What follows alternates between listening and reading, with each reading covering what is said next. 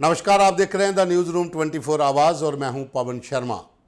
आप लोगों का बहुत ज़्यादा प्यार मिल रहा है। आप हमारे शो को अच्छी तरह से देख रहे हैं, लाइक कर रहे हैं, शेयर कर रहे हैं, कमेंट भी कर रहे हैं। इससे हमारा हौसला बढ़ता है।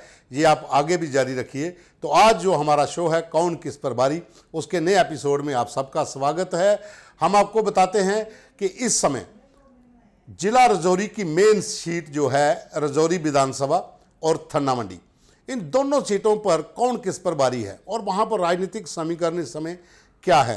टिकटें सबकी अनाउंस हो चुकी हैं, नॉमिनेशन फाइल हो चुके हैं, लेकिन रजौरी विधानसभा में एक ऐसा मास्टर स्ट्रोक खेला गया है जो देखने और सुनने लायक है, क्योंकि वो पूरी जो विधानसभा के अंदर जो समीकरण बने थे उसके बीच में एक वाइटल रोल जो है वो जो समीकरण है वो प्ले कर रहा है। तो पहले आपको बता देते हैं कि रजौरी विधानसभा में इस समय लगभग 90,000 के करीब 89,102 आसपास के करीब वोटर हैं जो मतदाता वहां पर अपना वोट कास्ट करेंगे। और रजौरी विधानसभा के भीतर पहले लगातार कई बड़े बड़े दिग्गज यहां से जीत कर गए, लेकिन इस बार भारतीय जनता पार्टी यहां पर सबको टक्कर दे रही है।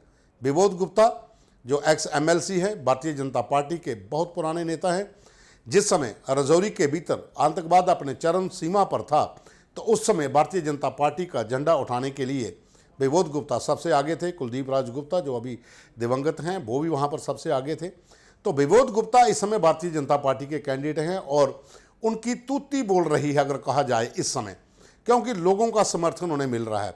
रजौरी विधानसभा में बहुत सा एरिया जो बाहर से इसके साथ जोड़ा गया है वहां पर उनको उसका लाभ मिल रहा है और खास करके उनको सपोर्ट मिल रही है। दिनेश शर्मा जो डिस्ट्रिक्ट प्रेसिडेंट हैं वो दावेदार थे टिकट के, लेकिन भारतीय जनता पार्टी ने टिकट विबोध गुप्ता को दी है।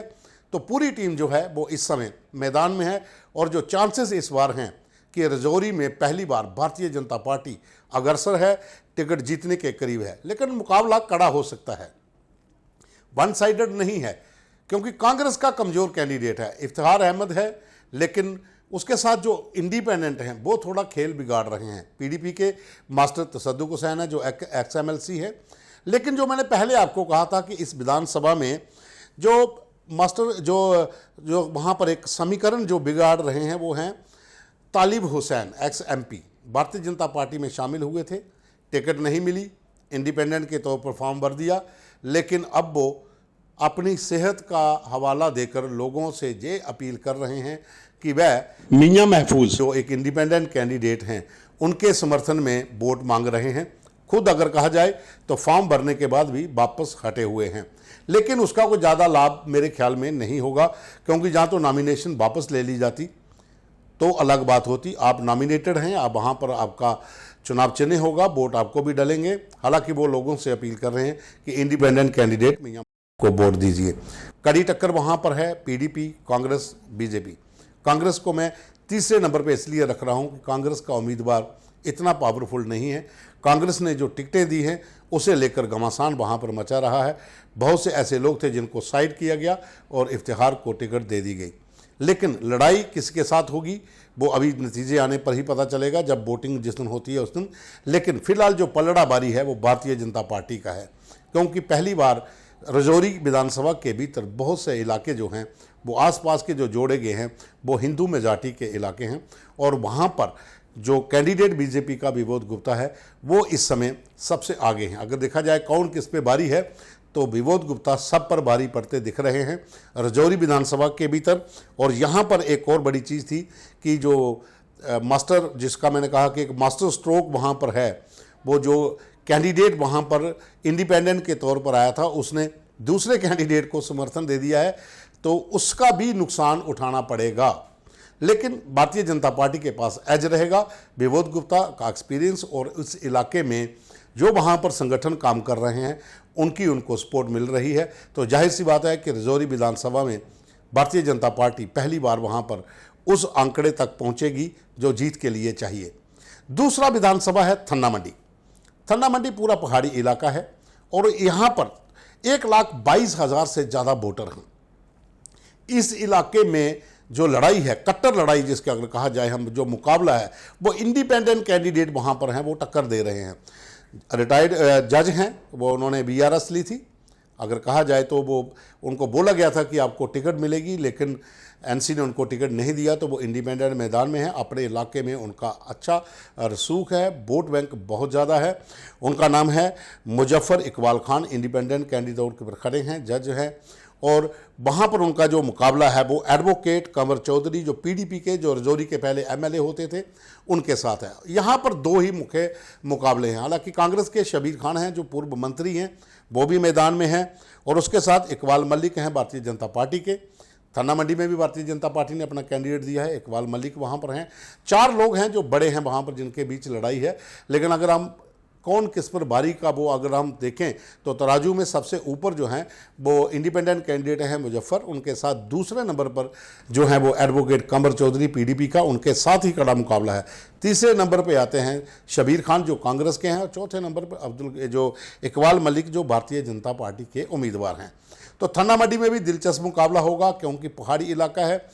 पहाड़ी स्टेटस और गुज्जर का, जहाँ पर मैंने पहले भी कहा था कि रजौरी और पुंछ में यहाँ पर एज रहेगा, और रजौरी में भारतीय जनता पार्टी को इसका लाभ मिलेगा जो पहाड़ी स्टेटस दिया गया है।